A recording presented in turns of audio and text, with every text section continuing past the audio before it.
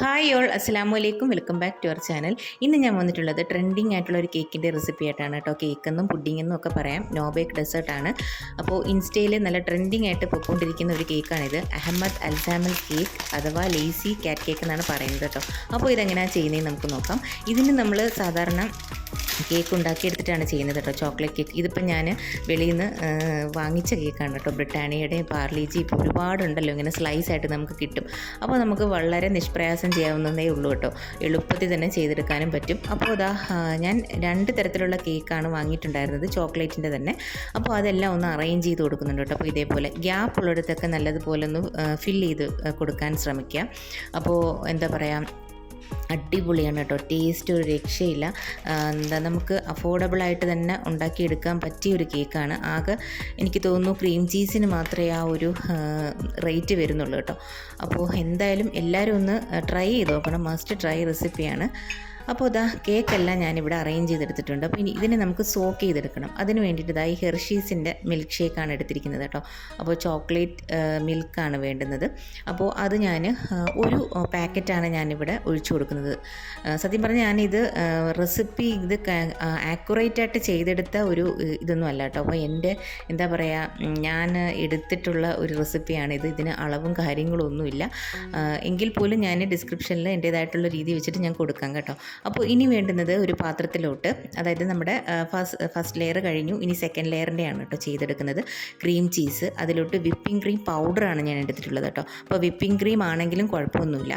പിന്നീട് വേണ്ടുന്നത് മിൽക്ക് മെയ്ഡാണ്. അതൊരു 3 to 4 സ്പൂൺ ഞാൻ ഒഴിച്ചു കൊടുക്കുന്നുണ്ട്. അതെല്ലാം കൂടെ ചേർത്ത് നമുക്കൊന്ന് മിക്സ് ചെയ്തെടുക്കാം. മിൽക്ക് മെയ്ഡ് അല്ലാതെ ഇനി വേണ്ടുന്നതെന്ന് വെച്ചാൽ ഫ്രഷ് ക്രീമാണ് കേട്ടോ. ഈ ഫ്രഷ് ക്രീമിൻ്റെ സ്ഥാനത്ത് വിപ്പിംഗ് ക്രീം ആണെങ്കിലും കുഴപ്പമൊന്നുമില്ല, കുറച്ച് പാൽ ഒഴിച്ചു കൊടുത്താലും മതി കേട്ടോ. അപ്പോൾ ഇങ്ങനെയൊന്ന് നമുക്ക് മിക്സ് ചെയ്തെടുക്കാം. അപ്പോൾ ഇതാണ് സെക്കൻഡ് ലെയറിന് വേണ്ടുന്നത്. 4 ലെയറാണ് ഈ കേക്കിന് നമുക്ക് ആവശ്യം കേട്ടോ. അപ്പോൾ എൻ്റെ സെക്കൻഡ് ലെയർ കഴിഞ്ഞു. അടുത്തത് തേർഡ് ലെയർ എന്ന് പറയുന്നത് ചോക്ലേറ്റ് ഗനാഷാണ് കേട്ടോ.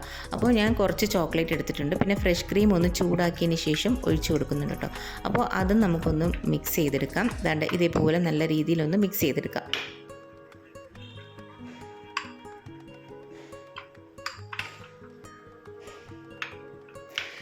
ഗണേഷും ഇവിടെ റെഡി ആയിട്ടുണ്ട് കേട്ടോ. അപ്പോൾ ഇതേപോലെ തന്നെ നമുക്ക് നല്ല സ്മൂത്തായിട്ട് കിട്ടിയിട്ടുണ്ട്.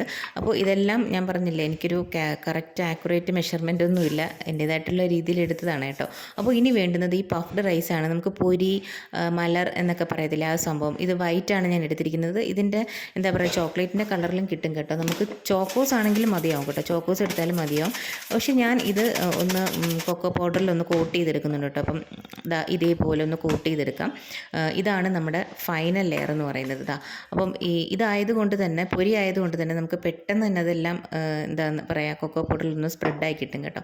ഇനി നമുക്കിതെല്ലാം കൂടെ ഒന്ന് അറേഞ്ച് ചെയ്ത് എടുക്കാം. അപ്പോൾ നേരത്തെ തന്നെ സോക്ക് ചെയ്യാൻ മാറ്റി വെച്ചിരിക്കുന്ന ആ ഒരു എന്താ പറയുക ലെയർ എടുത്തിട്ടുണ്ട്. അതിൻ്റെ മുകളിലായിട്ട് ക്രീം ചീസിൻ്റെ ആ ഒരു മിക്സ്ചർ നമുക്ക് അപ്ലൈ ചെയ്ത് കൊടുക്കാം കേട്ടോ. അപ്പോൾ ഇത് അടിപൊളി ടേസ്റ്റാണ് കേട്ടോ. ഈ ക്രീം ചീസും മിൽക്ക് മെയ്ഡും വിപ്പിംഗ് ക്രീമും എല്ലാം കൂടെ ചേർന്നിട്ടുള്ള ഒരു മിക്സ് നല്ല അടിപൊളി ടേസ്റ്റാണ്.